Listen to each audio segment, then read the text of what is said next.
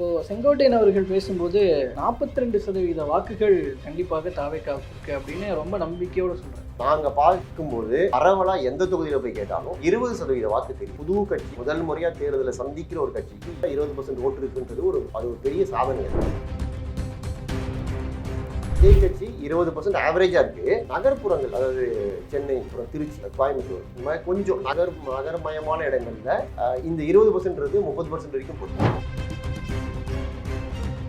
நீங்க ஒன்று சொல்றீங்களா ஆரோக்கியமான ஜனநாயகம்னு, அது அவங்க ஒரு ரூல்ஸ் வச்சிருக்காங்க. எப்பவுமே இந்த காதலும் அரசியலும் கிட்டத்தட்ட ஒண்ணு. காதலுக்கு கண்ணில்ன்ற மாதிரி அரசியலுக்கும் கண்ணில். கண்மூடித்தனமான காதல் மாதிரி கண்மூடித்தனமான அரசியல். சிபிஐ விசாரணையெல்லாம் எதிர்கொண்டுட்டு வந்ததுக்கு அப்புறம் பேசுற விஜய் அவர்கள் பாஜகன்ற வார்த்தையை சொல்வதற்கு தயங்குகிறார், பயன்படுத்துறதே இல்லை சொல்ல போனா. ஆனா மாறாக அதிமுகவை அடிக்க ஆரம்பிச்சிருக்கிறார் ரொம்ப அதிகமாவே. பாஜகவை விட்டுட்டு அதிமுகவை அடிக்க ஆரம்பிக்கிறாருன்னா சரி, அதிமுகவை டைலூட் பண்ற வேலையை விஜய் பார்க்கிறாரா அப்படின்னு ஒரு புரிதல் இருந்தது. மறைமுகமா ஒரு அதிமுக ஹெல்ப் பண்றாருன்னு அதிமுக சீன்ல இருந்து தள்ள ட்ரை பண்ண திமுக தள்ள விடாம வாங்க அப்படி கையை பிடிச்சி ஒரு உள்ள கிரவுண்டுக்குள்ள கூட்டு வர்றாரு.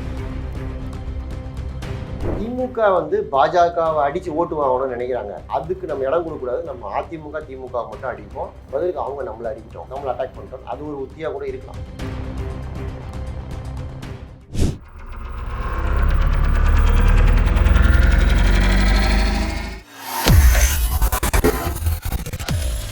வேலை வேண்டுமா? ப்ளூ ஓஷன் இருக்கிறது. 10th 12th டிப்ளமோ டிகிரி படித்தவர்களுக்கு உணவு, தங்குமிடம், இஎஸ்ஐ, பிஎஃப் இன்சூரன்ஸ் உள்ளிட்ட சலுகைகளுடன் அனுபவத்திற்கேற்ற நல்ல சம்பளம் 15,000 முதல் 30,000 வரை. பெண்களுக்கு முன்னுரிமை. 2,000க்கும் மேற்பட்ட வேலை வாய்ப்புகள் உள்ளன. இப்போதே தொடர்பு கொள்ளுங்கள். Blue ocean.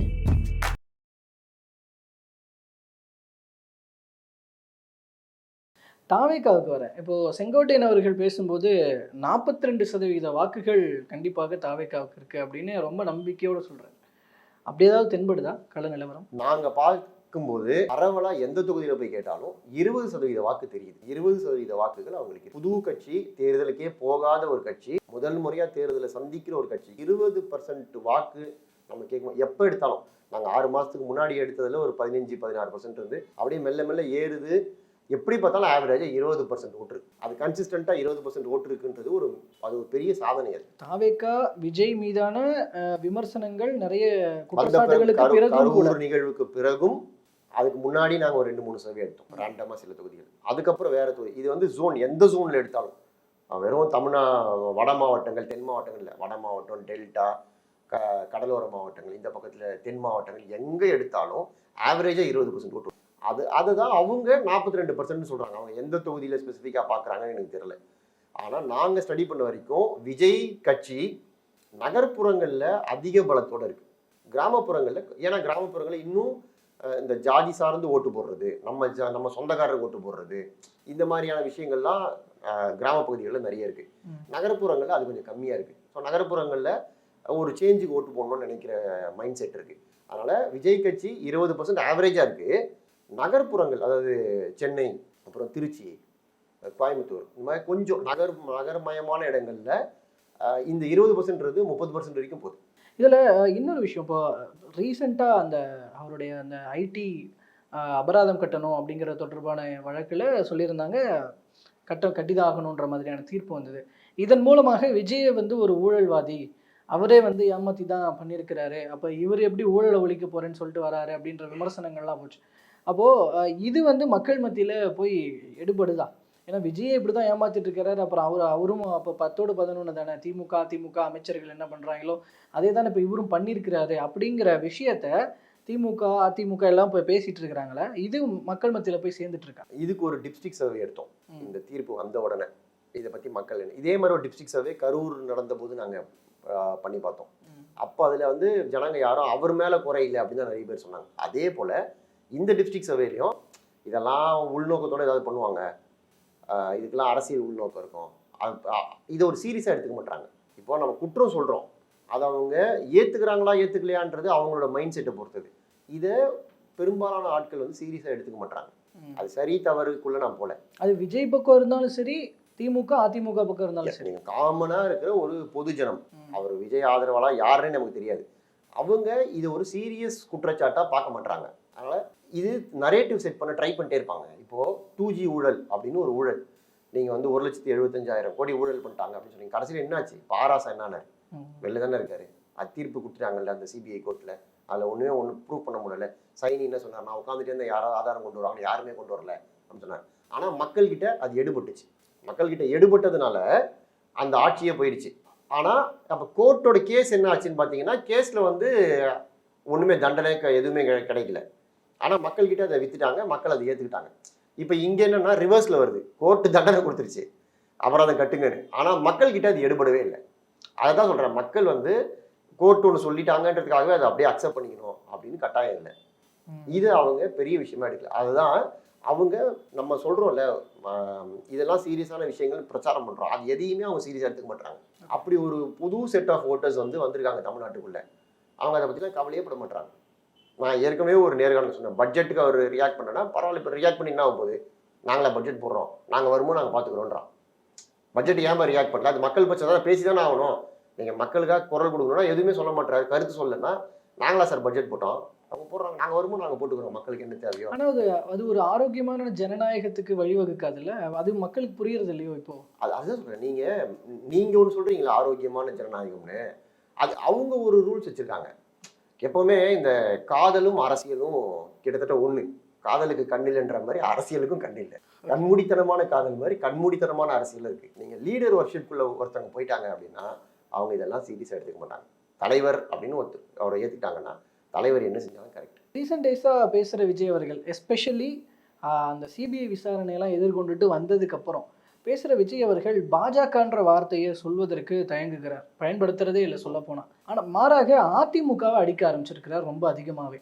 திமுகவை எப்படி அடிக்கிறாரோ கிட்டத்தட்ட சரிபாதி அளவுக்கு அதிமுக அடிக்கிறார். இந்த மாற்றத்தை எப்படி பார்க்கறது? ஆக்சுவலாக பாஜக அதிமுகவை அடிக்கணுன்ற அசைன்மெண்ட்டையும் கொடுத்துருக்குறாங்கன்னு எடுத்துக்கிறதா எப்படி? இது எனக்கு வந்து என்ன தோணுதுன்னா, திமுக வந்து பாஜகவை அடித்து ஓட்டு வாங்கணும்னு நினைக்கிறாங்க. அதுக்கு நம்ம இடம் கொடுக்கக்கூடாது. நம்ம அதிமுக திமுக மட்டும் அடிப்போம், பதிலுக்கு அவங்க நம்மளை அடிக்கிட்டோம், நம்மளை அட்டாக் பண்ணிட்டோம். அது ஒரு உத்தியாக கூட இருக்கலாம். அது எதனால் அவர் அப்படி பண்ணுறாரு, அச்சத்தினால பண்ணுறாரா இல்லை அரசியல் உத்தியாக பண்ணுறாரான்னு நமக்கு தெரியாது. ஆனால் நடக்க போகிறது, நான் ஏற்கனவே சொன்ன மாதிரி நடக்க போகிறது சட்டமன்ற தேர்தல். யார் சிஎம் ஆகணுன்றது தான். அவர் சிஎம் கேண்டிடேட்டு. அதனால அவர் ஏற்கனவே இப்போ இருக்கிற சிஎம்மையும் முன்னாள் சிஎம்மையும் அடிக்கிறார். ஓகே, அவர் பாஜகவை புறந்தள்ளுவதன் மூலமாக பாஜக வளர்ச்சியை தடுக்கிறாரு. பாஜக ஒரு கிரவுண்டுக்குள்ளே கொண்டு வரல. அவர் என்ன சொல்றாரு, இப்போ திமுக என்ன பண்ணுது, அதிமுக அவாய்ட் பண்ணுது. அதிமுக அவாய்ட் பண்ணிட்டு பாருங்க, பிஜேபி ஏதோ மோடி கவர்மெண்ட்டு பட்ஜெட்டு எடப்பாடியை பற்றி அவங்க பேச மாட்டாங்க. கரெக்டுங்களா? சண்டே இப்போ எங்களுக்கும் நாங்கள் தான் அவங்களை வந்து பாஜக கிட்ட வந்து காப்பாற்றுறோம் அப்படின்ற மாதிரி ஒரு நரேட்டிவ் செட் பண்ண ட்ரை பண்ணுறாங்க. இவரும் இப்போ பிஜேபியை எடுத்து பேசினார்னு வச்சுக்கோங்க. அப்போது பிஜேபி என்ன பண்ணுவோம், எங்களை பார்த்து இவங்க எல்லாரும் பயப்படுறாங்க, ஏன்னா நாங்கள் தான் நல்ல செய்வோம், இவங்க லோக்கல் வந்து எதுவுமே பண்ணுறது இல்லைன்னு அவங்க ஒரு நரேட்டிவ் செட் பண்ணுவாங்க. அதனால் இவர் என்ன பண்ணுறாரு, பிஜேபியை விட்டுட்டு இவர் நான் சிஎம் ஆகணும், எனக்கு ஓட்டு போடுங்க அப்படின்னு கேட்குறாரு. அப்போது இப்போ சிஎம்மாக இருக்கிறவர் ஏற்கனவே சிஎம்மாக இருந்தவர் 2 பேரையும் அட்டாக் பண்ணுறாரு. ஸோ இது ஒரு ஸ்ட்ராட்டஜி. ஆனால் மக்கள் தெரியாது. ஏன்னா ஒரு பக்கம் பாஜகவை விட்டுட்டு அதிமுகவை அடிக்க ஆரம்பிக்கிறாருன்னா சரி, அதிமுகவை டைல்யூட் பண்ணுற வேலையை விஜய் பார்க்குறாரா அப்படின்னு ஒரு புரிதல் இருந்தது. ஆக்சுவலாக இதன் மூலமாக அதிமுக வலிமை தான் பெறும். ஏன்னா திமுக புறக்கணிக்கிற நேரத்தில் தாவேக்கா அது மறைமுகமாக அவர் அதிமுக ஹெல்ப் பண்ணுறாருன்னு எடுத்துக்கணும். அதிமுக சீன்லேருந்து தள்ள ட்ரை பண்ணு, திமுக தள்ள விடாம வாங்க அப்படி கையை பிடிச்சி இவர் உள்ள கிரவுண்டுக்குள்ளே கூப்பிட்டு வர்றாரு. அதனால் இது வந்து மறைமுகமாக திமுகவை வெறுப்பேற்றுறாரு. ஓகே, நிறைவாக ஒரு விஷயம் சார், இதில் வந்து ஜெகன்மோகன் ரெட்டியோட திடீர் ஒரு சந்திப்பு நடந்திருக்கிறது அப்படின்னு. ஆக்சுவலாக ஒரு ஃபங்க்ஷனில் சந்தித்து பேசியிருக்காங்க. ஆமாம், ஜெகன்மோகன் ரெட்டியோட அந்த அரசியலை தான் இவரும் ஃபாலோ பண்ணுறாருன்னு ஒரு பேச்சும் ஒன்று இருக்குது. அது இந்த சந்திப்பை எப்படி பார்க்கறது? அந்த ஜெகன்மோகன் ரெட்டி அந்த வழியில் தான் இவரும் போயிட்டு இருக்கிறாரா, அதை எப்படி பார்க்குறேன்? அந்த கல்யாணத்துக்கு எல்லாரும் போனாங்க. ஆமாம், சிஎம் போகிறாரு, உதய் போகிறாரு, இவங்களும் விஜயும் போகிறாரு. கல்யாணத்துக்கு பத்திரிக்கை வச்சா, அதுவும் நம்ம ஊரில் கிண்டியில் நடக்குது, ஆந்திர முன்னாள் முதல்வருடைய உறவினர் திருமணம் இங்கே நடக்குது, அவர் இங்கே வந்திருக்காருன்னு போது அது எல்லாரும் தான் போவாங்க. இது எல்லாத்துலேயும் அரசியல் பண்ணால் என்ன பண்ணுறது? அவரே இப்போ நீங்கள் விஜய் வந்து வெளியிலேயே வரமாட்டாரு, அவரே சொன்னார்ல, வீட்டை விட்டு வெளியேவான்னு சொல்கிறாரு. வெளியில் போனாலும் இப்படி சொன்னால் அப்புறம் எப்படி அவர் கொஞ்சம் நஞ்சம் வரதும் வரமாட்டார் அப்புறம். அதனால் இதுக்கு என்ன அரசியல் இருக்காம நான் பார்க்கல. 13ஆம் தேதி நடக்கிற அந்த விஷயம் பிரச்சாரம்ன்றது மக்கள் சந்திப்புலேருந்து நிர்வாகிகள் கூட்டமாக மாறி இருக்கு. ஏன்னா 5000 பேருக்கு தான் அனுமதி அப்படிங்கிறது. இது எப்படி விஜயோட வளர்ச்சியில் பெரிய முட்டுக்கட்டையாக இருக்கும்னு ஒரு பக்கம் பார்த்தாலும், இன்னொரு பக்கம் மக்கள் வந்து இதை வேற மாதிரி பார்ப்பாங்கன்னு எதிர்பார்க்குறீங்களா? மக்கள் இதை பத்தி கவலையே படலைங்க. நான் தான் சொல்றேன். நம்ம அதாவது விஜய்க்கு வந்து அனுமதி கொடுக்க மாட்டேங்கிறாங்க, தடுக்கிறாங்க அப்படின்னு அந்த பாயிண்ட் ஆஃப் வியூ. நீங்க முன்னாடி ஒரு ஃபார்மேட் இருந்தது. தெருமுனை பிரச்சாரம் பண்றது, வீடு வீடா போய் பிட் நோட்டீஸ் கொடுக்கறது, களத்திலேயே இருக்கிறது, அங்கேயே தூங்குறது, மக்களோடவே இருக்கிறதுன்னு. அதெல்லாம் கொஞ்சம் கொஞ்சமா மாறி இப்போ பாருங்க, ஒரு கூட்டம் போட்டா போதும், ஒரு மாநாடு போட்டா போதும். முன்னாடி மாநாட்டு பந்தல்ல ஒரு 30-40 பேர் ஏறி உட்காந்துருப்பாங்க, எல்லாரும் பேசுவாங்க, நாள் பூரா மாநாடு நடக்கும், 2 நாள் மாநாடு நடக்கும். இன்னைக்கு மொத்தமே 2 மணி நேரம் 3 மணி நேரம் தான் நடக்குது. ஒரே ஒருத்தர் தலைவர் மட்டும் தான் பேசுறாரு. இப்போ சிஎம் ரேம்ப் வாக் பண்ணாரு, அது இவங்க வந்து விஜயை பார்த்து காப்பி அடிச்சாங்க. அப்படிலாம் இல்லை, அவர் ஏற்கனவே ஆட்சிக்கு வரதுக்கு முன்னாடியே திருச்சியில் ஒரு மாநாடு நடந்துச்சு 2021 எலெக்ஷனுக்கு முன்னாடி. அந்த மாநாடு இதே மாதிரி ஒரு ரேம்ப் போட்டு அதில் நடந்து போனார். ஸோ அதனால இவங்க விமர்சனம் பண்ணுறதுன்றது அவங்களுடைய குறுகிய பார்வையில் அவங்களுக்கு என்ன தெரியுதோ அதை வச்சு விமர்சனம் பண்ணுறாங்க. இதெல்லாம் ஒரு சின்ன சின்ன சின்ன சின்ன எலிமெண்ட்ஸ் தான். இதாலெல்லாம் ஓட்டு வந்து மாறுறது. மக்கள் இது ஒரு விஷயத்த சீரியஸாக எடுத்துக்கிட்டு உடனே கோச்சிக்கிட்டு ஓட்டு போகிறது அப்படிலாம் இது எல்லாத்தையும் சீர்தூக்கி பார்த்து கடைசியாக எலெக்ஷனுக்கு ஒரு வாரம் முன்னாடி வரைக்கும் நடக்கிற எல்லா விஷயங்களும் அவங்கள ஏதோ ஒரு லெவலில் பாதிச்சுக்கிட்டே தான் இருக்கும். அதனால தான் நம்ம வந்து பிரச்சாரத்தை ஏன் வந்து ஒரு நாள் முன்னாடியே நிறுத்துகிறோம், அவனுக்கு டைம் கொடுக்குறோம். நீங்கள் எல்லாரும் பேசி பேசி பிரெயின் வாஷ் பண்ணாதீங்க, யாருமே பேசாமல் அமைதியாக இருங்க, ஒரு நாள் ஃபுல்லாக அவங்க யோசிச்சு ஓட்டு போட்டோம்னா அந்த சிஸ்டம் வச்சுருக்கோம். இதெல்லாம் நடந்துக்கிட்டே இருக்கும். கடைசி நிமிஷம் வரைக்கும் அரசியல் கட்சிகள் அவங்க மண்டையை கழுவுறதுக்கு என்னெல்லாம் பண்ணுமோ எல்லாம் பண்ணுவாங்க. இதெல்லாம் யோசிச்சு தான் மக்கள் ஓட்டு போடுவாங்க. ஆனால் இந்த முறை அவங்க போடுறது வந்து ஒரு வித்தியாசமான எலெக்ஷனாக இருக்கும்னு நாங்கள் எதிர்பார்க்குறோம். வித்தியாசமான எலெக்ஷனாக இருக்கும் அண்ட் யாருக்கும் பெரும்பான்மை கிடைக்காத எலெக்ஷனாக இருக்கும். ரொம்ப குழப்பமாக இருக்கிறதுனால அப்படி உறுதியாக சொல்ல முடியல இவங்கெல்லாம் உறுதியாக ஜெயிச்சிருவாங்கன்னு. இப்போ ஜெயக்குமார் சொன்னார்ல, நான்லாம் தோக்குறாளாங்க, நான் போய் தோற்று போயிட்டேன்னு. அந்த மாதிரியான ஆதங்கங்கள் புலம்பல்கள் அதிகமாக கேட்கக்கூடிய எலெக்ஷனாக இது இருக்கலாம். என்டிஏக்குள்ளானா விஜய் வர்றதுக்கான அந்த பேச்சே முடிஞ்சிருச்சுன்னு வச்சுக்கலாம். அது முடிஞ்சிச்சு. அது முடியலன்னா இவ்வளோ சீரியஸாக அவங்க அட்டாக் பண்ணிக்க மாட்டாங்க. ஓகேங்க சார், நீங்கள் சொன்னது போல் என்ன நடக்க போகுதுன்னு தெரியல, பொறுத்திருந்து பார்க்கலாம், தொடர்ந்து பேசலாம். தற்போதைக்கு பல்வேறு தகவல்களை கருத்துக்களை பகிர்ந்து கொண்டு வைக்கிறோம். நன்றி.